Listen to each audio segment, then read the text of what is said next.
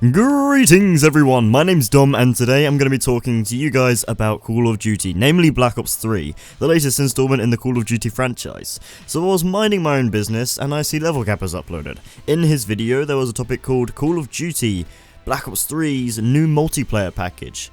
What this is the game of Black Ops 3 minus the campaign, zombies and a few other bits like mods. It was only the multiplayer part of the game. However, the price of this multiplayer package was very appealing. For just £10 you got to play the new Call of Duty. This promotion is only available up until February the 29th, so if you're considering getting on top of that, do it quickly, as in a few days it'll be gone.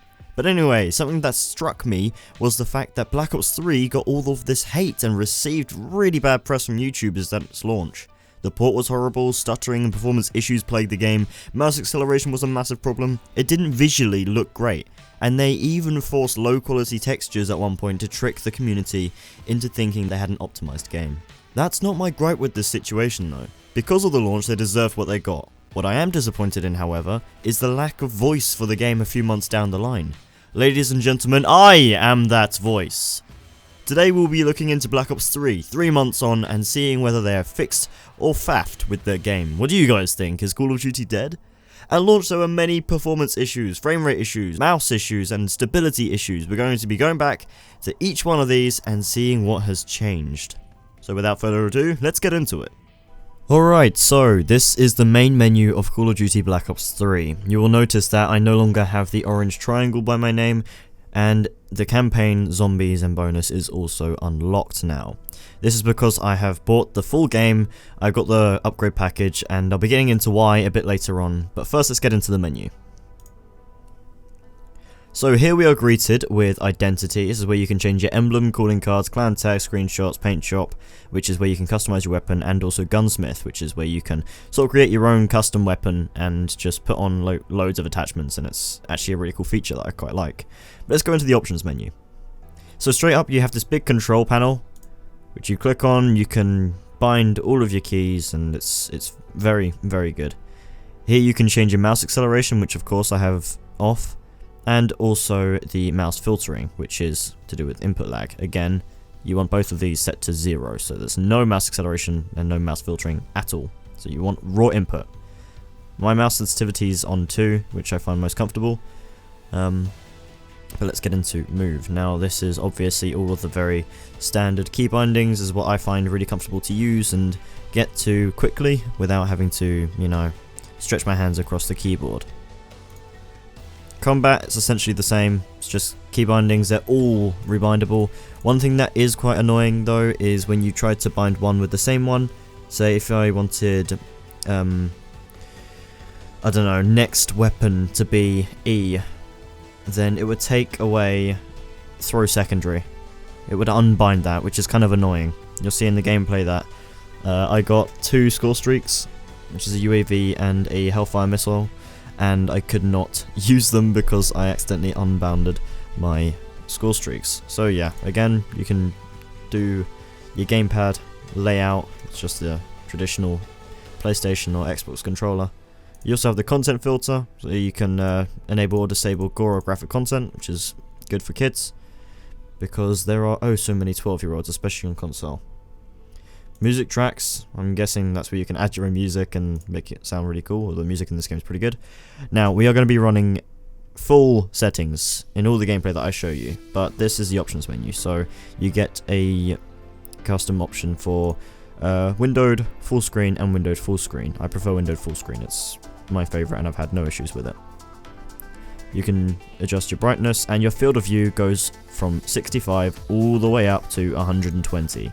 I like my field of view as high as it can possibly go because it gives you the most advantage and everything feels so much better. So 120 degrees of field of vision is very, very nice. You also get to change your max FPS. Now before, when the beta and the initial launch came out, you would have to set your FPS to whatever your max was, whatever you were max getting, and then that would keep your frame time really consistent because your frame rate was tied to your mouse movement. Now, I've put mine to max and it seems to have no difference in terms of how my mouse feels, so I think they fixed it. Sync every frame is VSync, by the way, so make sure you turn this off. I actually had it on for the FPS test, but it hasn't made much of a difference. Draw FPS just enables this counter at the top right here. If we go into the advanced settings, we can see quite a few options here, which is nice to see, but obviously there could be more. Texture quality, obviously, you have low, medium, high, and extra. Extra is just ultra. Texture filtering, low, medium, high. Mesh quality, low, medium, high. And it's essentially the same thing. Dynamic shadows looks nice in this game, so does subsurface scattering. And it's just all of this stuff looks really nice, it really does. Filmic SMAA before update did cause like a bit of stuttering at the start, but they fixed that now with the latest update, so there's no problems. Ambient occlusion is nice in this game, and motion blur, as long as you're getting above 80 FPS, does also look very nice. Dynamic, it doesn't actually tell you what it does, so I wish up here it would show you the different options. Up here, explain what it does, but hey ho, I prefer it to have always on. If your system can only handle 60 FPS, then I recommend you put it to disabled, because it doesn't look too nice. The game's just to do with your colorblind and your split screen orientation and what it displays, so that's not really much to do with the graphics apart from the colorblind mode, but it's there nonetheless. So a good graphics menu. Oh, that's low. Why? A good graphics menu, a very good graphics menu. I'm proud of that, and I'm happy that they've included it, and there's full mouse support as well, which is very nice to see. So if we back out again, so you have content filter, graphics. Now it's going to audio. There's loads of different mixes here. You can have headphones, which sort of like ups the volume a bit, if you can hear. You've got super crunch, which I think increases the treble. High boost, which boosts the highs, I guess, and bass boost, which just boosts the bass.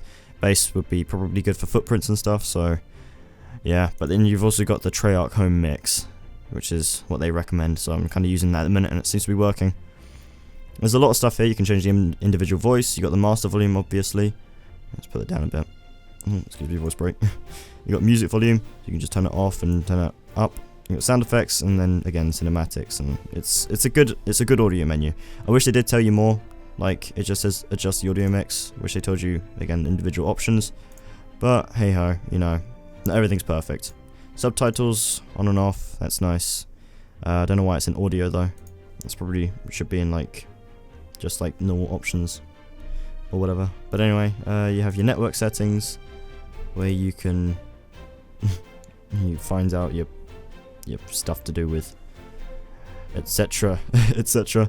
It also shows you that you're connected to Call of Duty servers, and yes, that's right, this game does have dedicated server integration, which is fantastic to see.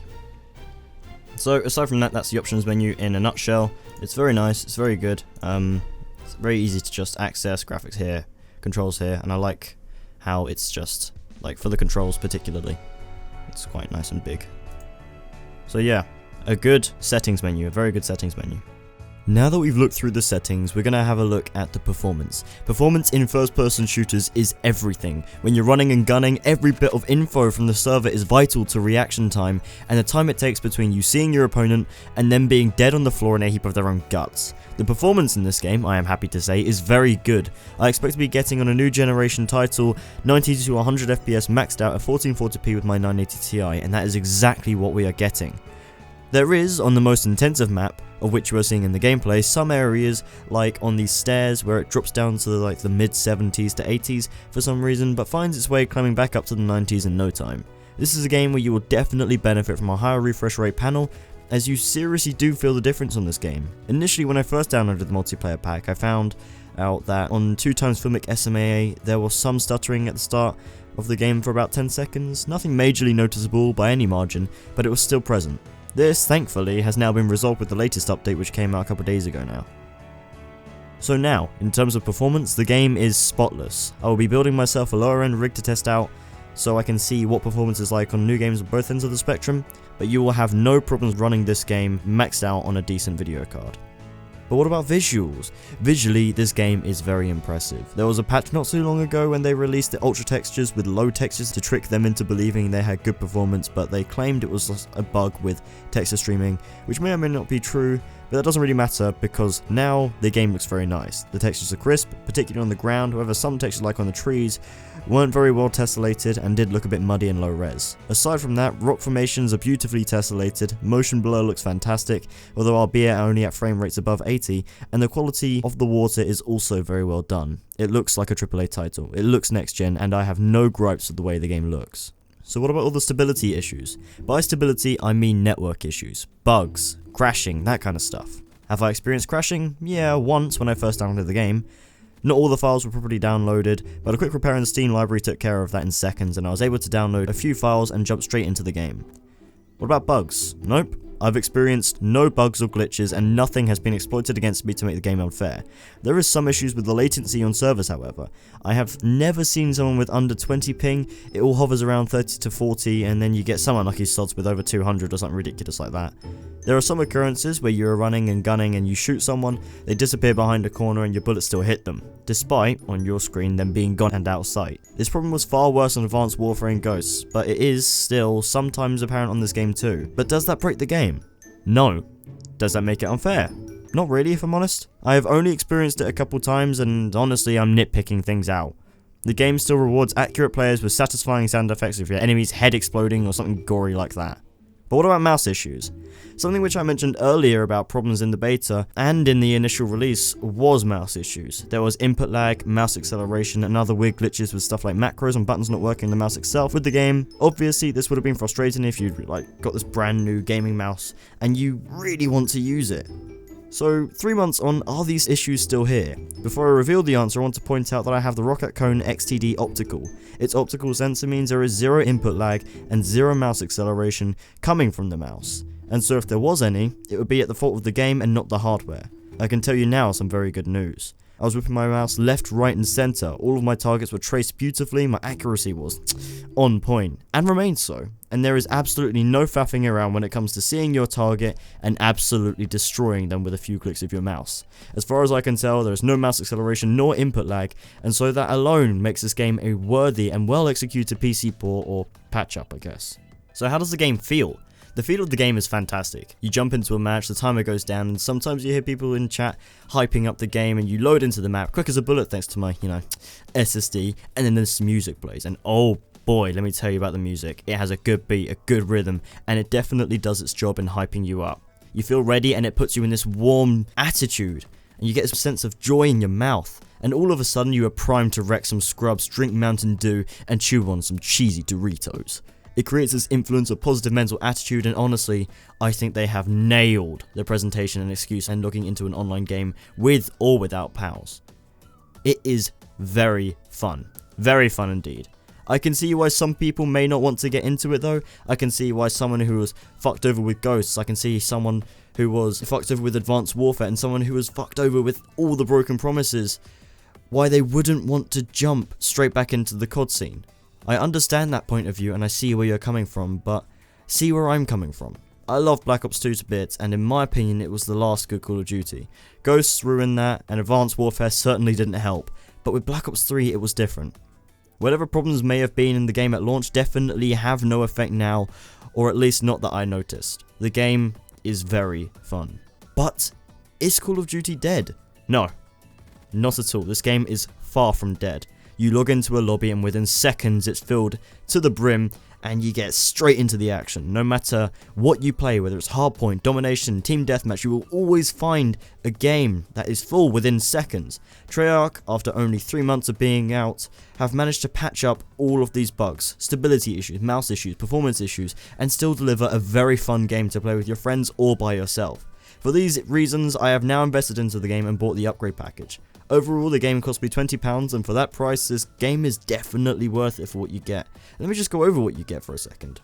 For £20, you get an awesome and fun zombies mode, which you can play with your friends. A campaign, and I haven't played this, but I have heard mixed reviews about it. Frickin' mods, again, finally! And an exhilarating multiplayer mode, which gets you pumped and into the best of moods, unless you're a fucking noob, that is. All in all, 3 months of progress has restored my faith in Treyarch. I would not condone the purchase of Call of Duty games from the developers Infinity Ward and Sledgehammer Games without extensive research prior to buying it. Don't let Treyarch's good efforts put you in the mindset that others will be good too. It will be 3 years until we see the next Call of Duty from Treyarch, so please don't hold your breath expecting something amazing from the other developers. In my opinion, with the 2 other developers, Call of Duty is dead, but for Black Ops 3 it is alive and it is kicking and it is very, very good. In conclusion, get Black Ops 3. The game goes out of sale today, so I'll leave a link to the game in the description on G2A or OKS where you can buy it real cheap. The game has come a long way and I'm glad I have covered it again because their efforts really need to be recognised. But anyway guys, thanks so much for watching this video. If you did enjoy it, then do show your appreciation by tapping that like button. I love your face and I will see you guys in the next one. Ta-ra.